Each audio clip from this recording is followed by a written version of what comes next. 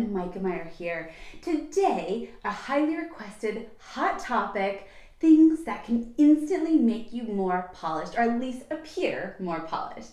So there are so many of these to choose from. I talk a lot about these I have a whole list actually of over 30 of them in my online finishing program. However, I'm going to give you 5 of those today because they're things that you can stop or start doing today that will help you look more polished when you enter any environment, any room, whether it be a party or your office.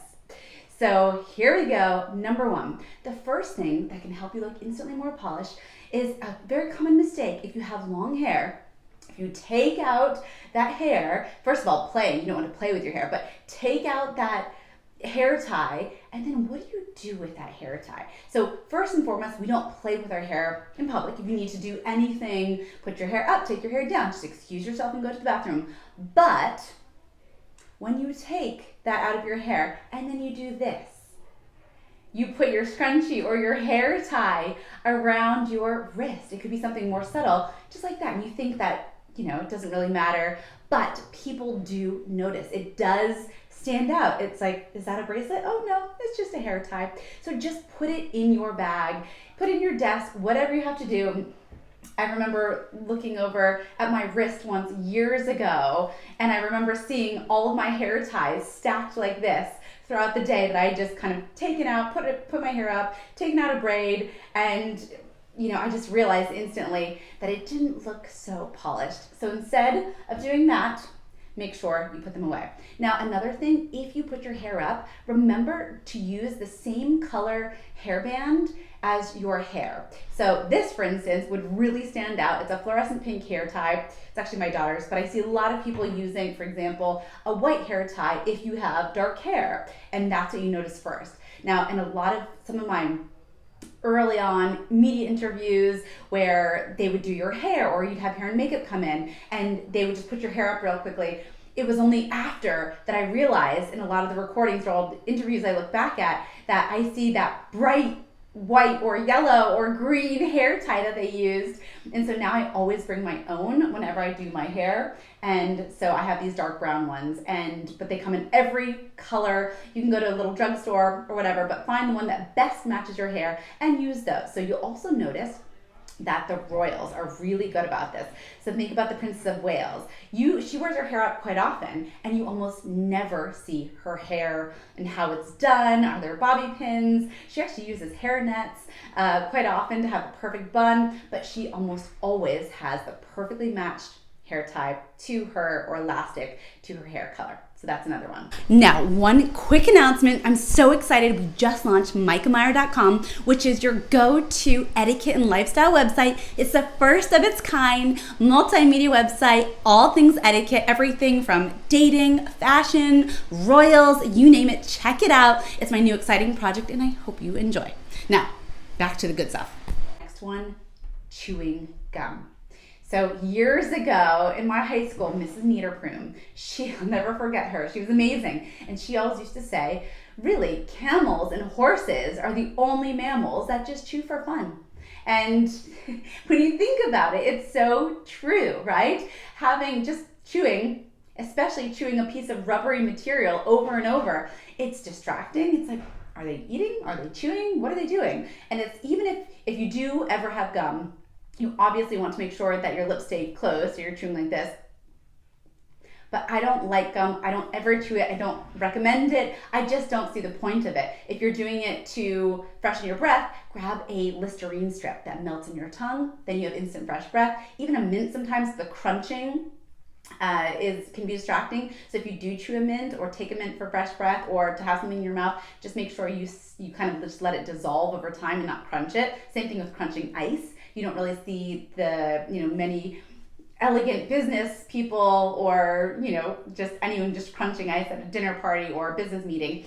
So stay away from that. But gum just doesn't look very nice. It's just kind of, especially if you can see it churning around in the person's mouth, or if you have a picture and someone says cheese, you can always see that gum right there in the back, that bright green gum standing out. So no gum. Put it away, try the Listerine strips or whatever strips that melt in your mouth for the breath strips if you need something. Next one is a common one that I see both in the workplace, socially, at events, networking, and really at restaurants too, at casual restaurants, is when people drink out of the bottle.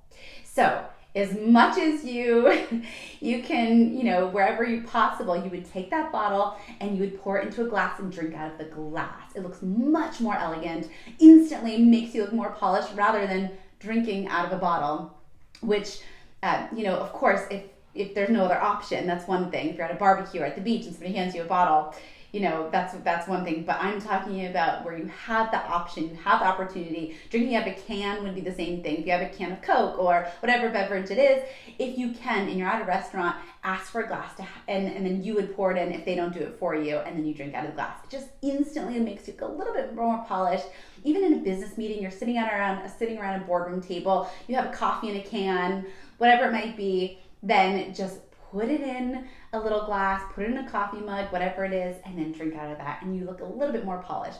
Now, if you can, if you're a coffee person, take that coffee. It could be your chilled caramel macchiato, whatever it is. That's my go-to sometimes, or vanilla latte in the can. Pour it into a mug, but also where you can, try to have a matching saucer with it. So if you're at a boardroom table or a coffee, you have a coffee, having the cup with the saucer, it looks very elegant. So don't drink out of bottles or cans if you want to look instantly more polished. Again, now let's be practical. I've drank many times out of a can or out of a bottle. I'm at the beach, I'm at a casual backyard barbecue, and that's what your host gives you. Then it would be bad etiquette to actually say, "Excuse me, may I please have a glass at someone's barbecue?" If they didn't offer you that, then just say thank you and drink as they drink, because it's good etiquette to be able to climatize to and acclimate to whatever environment you're in. You don't want to stand out. If the host didn't offer you